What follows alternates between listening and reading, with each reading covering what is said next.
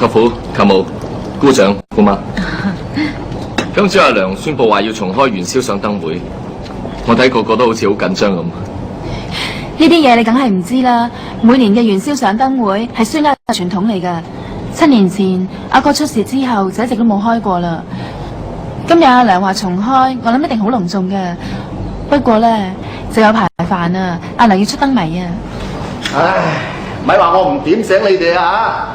呢2日大家要醒醒定定，咪激嬲阿二家，唔係陣間火上加油咧，到時我冇眼睇噶啦。係啊，大家真係要小心啲啊！阿娘每次出燈謎嗰陣都會留喺房度，唔俾人騷擾㗎。只係而家連字都唔識多個，仲話要出燈謎添，唉，真係麻煩啊！係咯。我唔開茶，走啦！啱啱諗到啦，打斷晒。而家都匿埋咗成朝噶啦，唔知佢諗到未咧？唉，諗唔諗到都好啦，總之咧，而家千祈唔好叫我猜燈謎，一個唔覺意猜中咗，哎呀，咁啊大件事啦！咁你咪扮估唔到咯。如果唔係而家又要由頭開始諗過啦。你估而家佢熟嘅咩？俾佢知道啊，你係扮嘅，實嬲死佢啊！冇錯啦，照我話咧，陣間而家出嚟，我哋乜嘢都話唔識。尤其你啊，唔好叻唔切啊！其實我哋係孫家生意人嚟噶嘛，又唔係書香世代，實踐搞乜鬼芙蓉風雅啫？咁啊係咯，嗱食嘢食嘢啊，賞花賞花，啊猜乜嘢燈？而家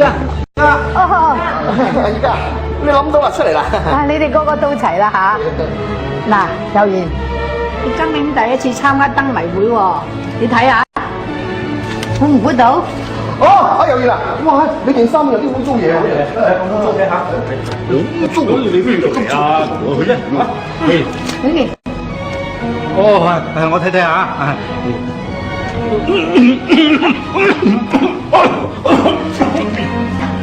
兩人你睇下啦。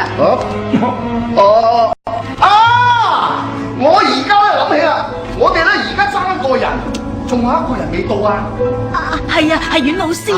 係啦，阮老師係老師啊嘛，老師一定係含書識物，佢實識啊係嘛？係啊，佢實識㗎，係要揾佢咯嗬。阮老師，我相信幼兒，佢會帶我走嘅，佢會帶我離開孫家，佢會俾自由我。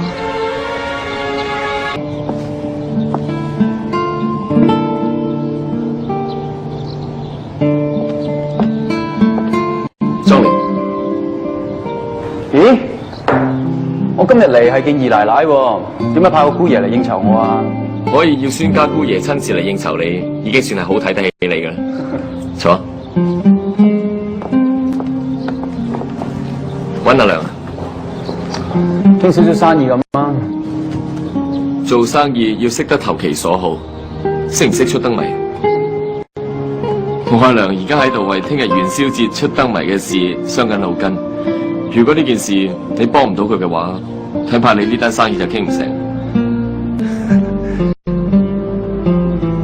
講真咧，阿娘而家肯定冇心情同你傾生意，倒不如聽晚你過嚟湊下熱鬧，大家開心下。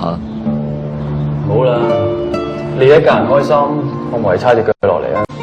你喺度講乜嘢啊？你為秀峰報咗仇，就係孫家嘅大恩人啦。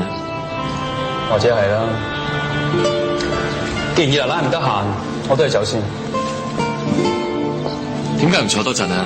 你約咗人？唔係啊，咁就唔准走啦。有事？孫家姑爺親自奉茶，肯定有事請教。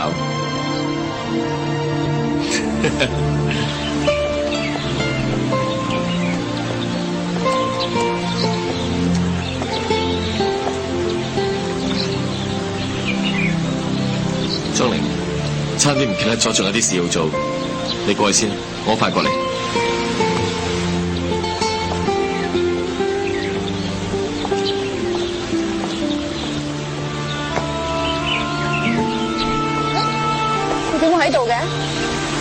我都冇話你會嚟㗎。咁猶豫都冇話你會喺度啦。咁我可唔可以坐低啊？隨便咯。